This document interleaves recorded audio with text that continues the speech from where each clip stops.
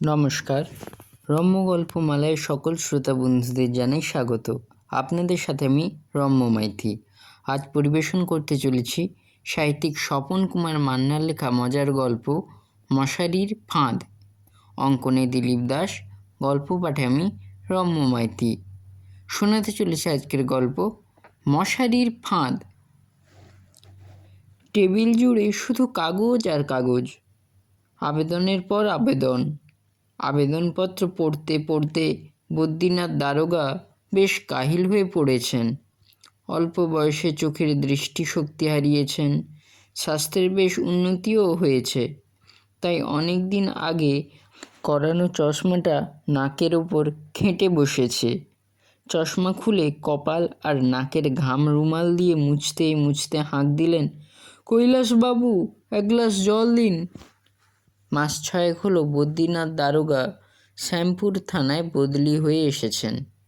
থানার এত বড় এলাকায় এখনও তাই বদ্রীনাথ দারোগা খুব একটা পরিচিত হয়নি।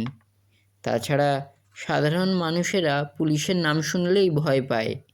বদ্রীনাথ দারোগা যেদিন এই শ্যামপুর থানার দায়িত্ব পেয়ে প্রথম এসেছিলেন, সেই দিন কেউই বদ্রীনাথ দারোগার সাথে সাক্ষাৎ করতে আসেননি। এদিক থেকে বদ্রীনাথ দারোগার মনে একটা চাপা দুঃখ আসে। পরে মনকে সান্ত্বনা জানিয়েছেন, নিজের কর্ম নিজেকেই করতে হবে। এতে একে দেখতে এলো আর কেই বা এলো না, সে হিসেবে কোনো লাভ নেই। হাবিলদার কৈলাসে মেটে হুকুম তামিল করার জন্য যেন প্রস্তুত হয়েই ছিলেন।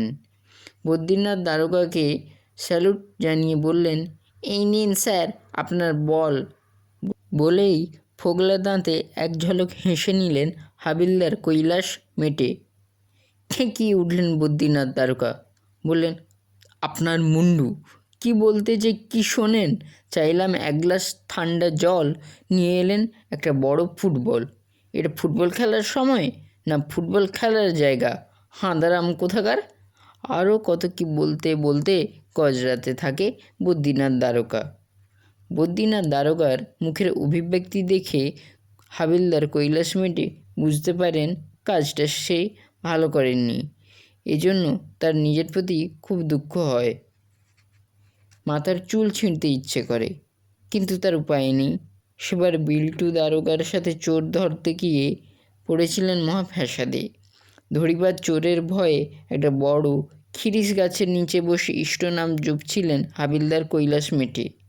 চোর বাছাধন হাবিলদার কৈলাস মেটের চুলের মুঠি ধরে মেরেছিলেন কানপাটিতে সজোরে এক চড়। সেই চড়ের আঘাতে কৈলাস মেটে তাঁর 3টে মূল্যবান সম্পদ হারিয়েছেন, চুল, দাঁত আর কান। অল্প দিনের মধ্যেই দাঁতগুলো গেল পড়ে, কানে ধরল তালা, আর চুলগুলো সেদিনই চোর বাবাজি উপড়ে নিয়ে চম্পট দিয়েছিল। তাই মাথার চকচকে টাকে হাত বুলোতে বুলোতে বদ্রীনাথ দারোগার চোখের সামনে থেকে সেই মুহূর্তে বিদায় নিলেন হাবিলদার কৈলাস মেটে। কৈলাস মেটের দুঃখের ঘটনা জানেন বদ্রীনাথ দারোগা, তাই চুপ করে যায়। এক মনে দেখতে থাকে টেবিলের উপর জমে থাকা আবেদনপত্রগুলি। আবেদনপত্র ঘাঁটতে ঘাঁটতে মনে মনে ঠিক করে ফেলেন, আজ রাতেই চোর বাজাথনকে ধরে উচিত সাজা দেবে, নইলে গ্রামবাসীর কাছে অপদস্থ হতে হবে, মান সম্মান যাবে।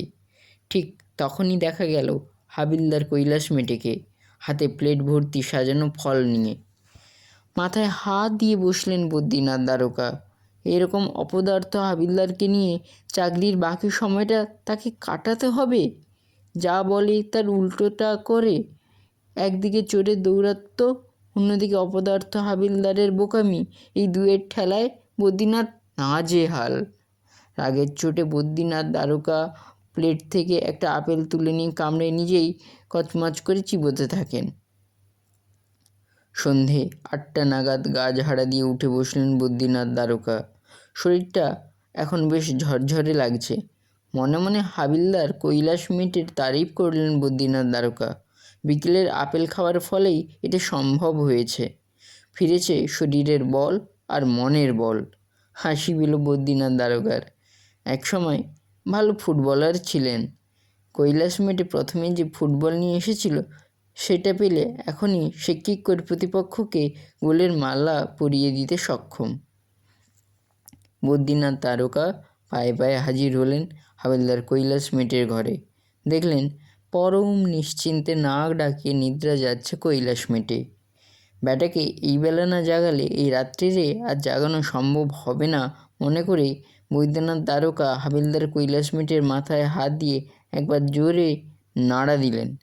হাবিলদার কৈলাস মেটে বৈদ্যনাথ দ্বারকার হাত খপ করে ধরে জোরসে চেঁচিয়ে উঠলেন, চোর চোর চোর!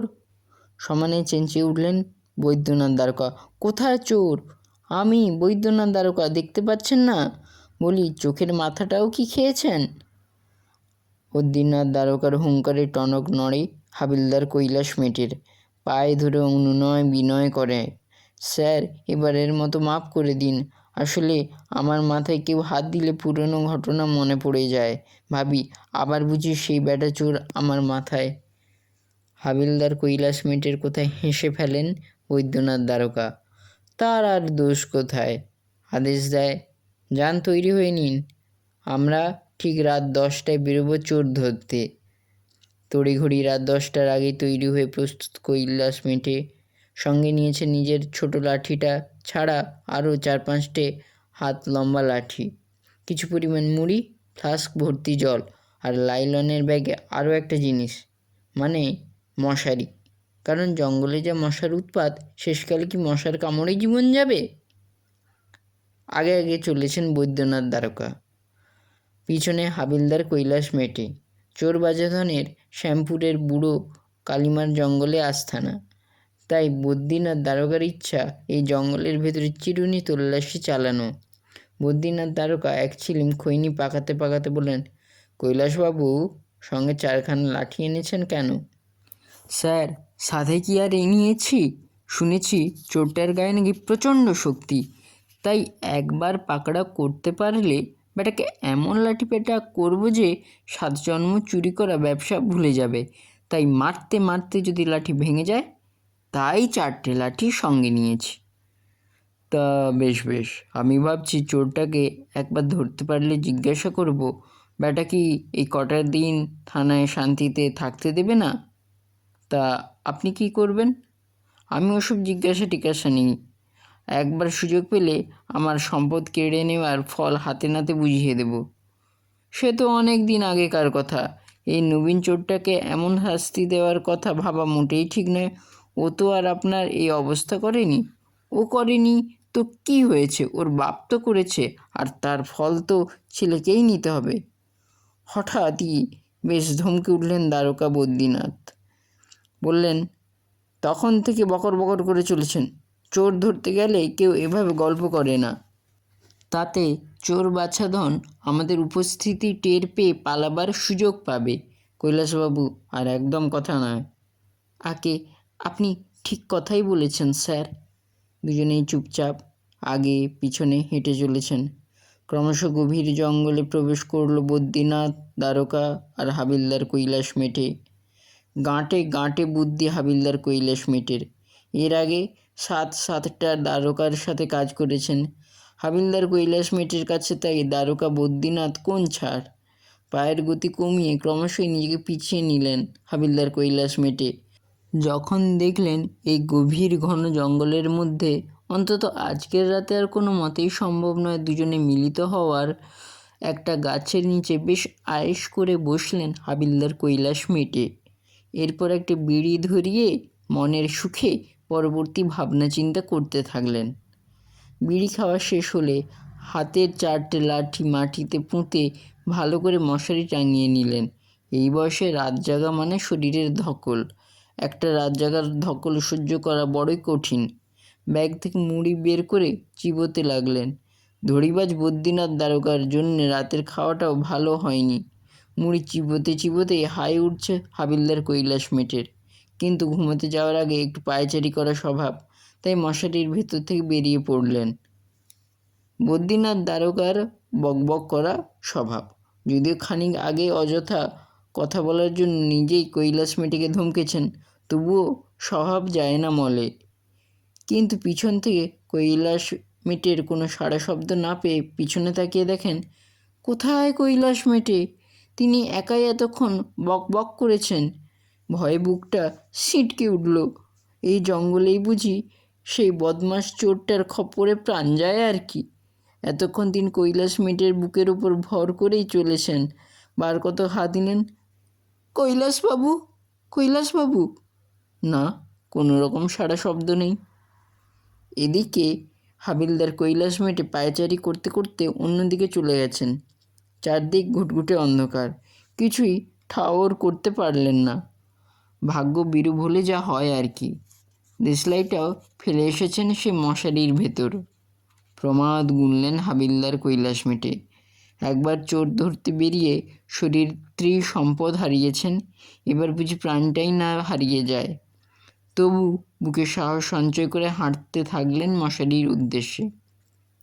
অন্যদিকে চালাক চোরের কাছে গোপন খবর ছিল, আজই তার আস্থানায় হানা দেবে বদ্রীনাথ দ্বারকা ও তার হাবিলদার কৈলাস মেটে। তাই তার কাছে বুড়ি কালী মন্দির নিরাপদ নয়। চোর কাঙালিচরণ বাতাসে বিপদের গন্ধ পেয়েছে, তাই বুড়ি কালীমাকে লম্বা প্রণাম ঠুকে বলল, তোর ছেলেকে তুই রক্ষা কর মা। এই রাতের অন্ধকারেই তাকে এই জঙ্গল ছেড়ে অন্য কোথাও চলে যেতে হবে, নচেত শ্রীঘর তার জন্য অপেক্ষা করে আছে। বদ্রীনাথ দ্বারকার কাছে বুড়ি কালীমার জঙ্গল সম্পূর্ণ অজানা। রাত্রিবেলা তাই বনের পথ বার করা সত্যি কঠিন। রাগে দুঃখে ভয়ে চোখ দিয়ে টিপ টিপ করে জল পড়ছে। শেষকালে বুঝি বুড়ি কালীমার জঙ্গলে চোর কাঙালিচরণের হাতে প্রাণ বিসর্জন দিতে হয়। আজ তিনি হিসেব করছেন মনে মনে। প্রকৃত অপরাধীকে ধরতে না পেরে তিনি কত নিরপরাধ মানুষকে ধরে থানায় পুরেছেন, অকথ্য অত্যাচার করেছেন। তার ফল আজ হাতে হাতেই পেতে হবে। এইসব 7-5 ভাবছে আর অসহায়ের মতো পা ফেলছেন এদিকে ওদিক। এক সময় বদ্রীনাথ দ্বারকার পা দুটো আটকে গেল মশারির চার দেওয়ালের ঘরের মধ্যে। ভাবলেন নিশ্চয়ই ফাঁদে পড়ে গেছেন, আর পালানো কোনো মতেই সম্ভব নয়। অসহায়ের মতো হাতড়ে হাতড়ে দেখলেন, না, ফাঁদ বলে কিছু নয়, নিছক একটা শোয়ার জায়গা। ভেতরে বেশ নরম বিছানা। কার বিছানা? সে চিন্তা আর মাথায় না নিয়ে পরম নিশ্চিন্তে চোখ বুজলেন। এমনিতেই ভয় আর অত্যাধিক টেনশনে তার শরীরের অবস্থা বেশ কাইল হয়ে পড়েছিল। সে কারণে খুব অল্প সময়েই ঘুমিয়ে পড়লেন। চোর কাঙালিচরণ শেষবারের মতো বুড়ি কালীমার পায়ে প্রণাম ঠুকে বেরিয়ে পড়ল। যেমন করেই হোক তাকে রাতের অন্ধকারেই এই জঙ্গল ছেড়ে অন্য জায়গায় আশ্রয় নিতে হবে, নইলে মৃত্যু তার অনিবার্য। মায়ের কৃপায় কাঙালিচরণের হাতে ঠেকল সেই মশারিটা। দেখল মশারির ভেতর কে পরম নিশ্চিন্তে একজন নাক ডাকিয়ে ঘুমাচ্ছে।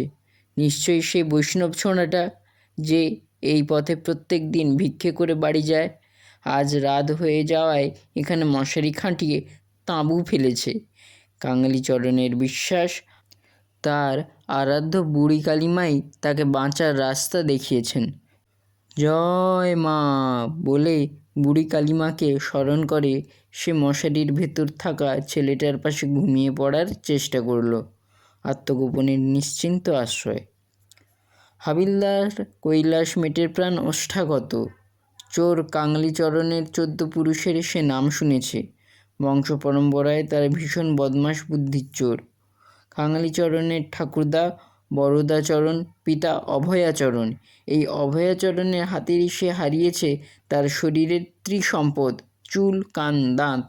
সেই থেকে হাবিলদার কৈলাস মেটে প্রতিজ্ঞা করেছিল, প্রাণ থাকতে এ জীবনে আর ওদের পিছনে লাগবে না। চোর, গুন্ডা, বদমাশ কাঙালিচরণ সেই বংশের ধূর্ত বংশধর। আর যদি কাঙালিচরণ শোনে তাকে ধরার জন্য দারোগা বদ্রীনাথের সাথে সে বেরিয়েছে, নির্ঘাত তাকে আর আস্ত রাখবে না। এক নিমেষে বুকের রক্ত শুষে পিতৃদত্ত প্রাণটাকে নিস্তেজ করে দেবে। তাই হাবিলদার কৈলাস মেটে বুড়ি কালীমার নাম জপ করতে করতে পা চালাতে থাকলেন। যদি কোনো ক্রমে এ যাত্রা রক্ষা পায় তাহলে পুলিশের চাকরি নয়, সকাল হলেই থানায় গিয়ে সে পুলিশের কাছে ইস্তফা দেবে। বাকি জীবনটা মুটেগিরি করে বাঁচতে হয় সেও ভালো, তবু পুলিশের কাজে আর এক বিন্দু সময় নষ্ট নয়। হাবিলদার কৈলাস মেটের মায়ের মুখটা আজ বারবার মনে পড়ছে।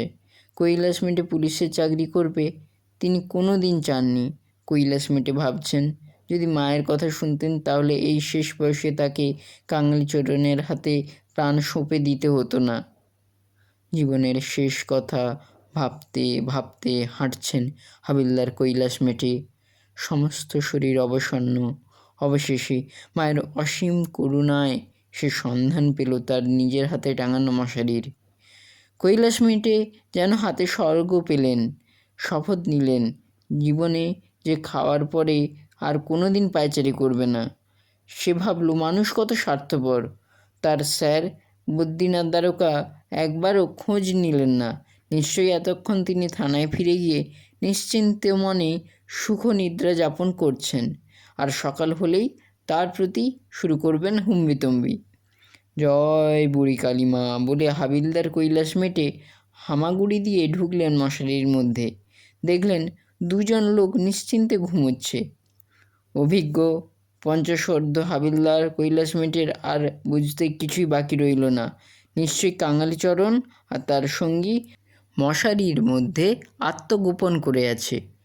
সর্বশক্তি প্রয়োগে ঝাঁপিয়ে দু হাতে দুজনের চুলের মুঠি বাগিয়ে ধরলেন। চুলের টানের তীব্র জ্বালায় কোঁকিয়ে উঠল বদ্রীনাথ দ্বারকা আর চোর কাঙালিচরণ। তারা একে অপরকে বলল, ছাড় ছাড়, মরে গেলাম কাঙালিচরণ, মরে গেলাম বদ্রীনাথ বাবু। বদ্রীনাথ দ্বারকা ভেবেছেন চোর কাঙালিচরণ তার চুলের মুঠি ধরেছে, আর চোর কাঙালিচরণ ভেবেছে বদ্রীনাথ দ্বারকা তার চুলের মুঠি ধরেছে। এমতাবস্থায় দুজনেই দুজনের নাম ধরে চুলের মুঠি ছেড়ে দেওয়ার জন্য আবেদন জানাতে থাকলো।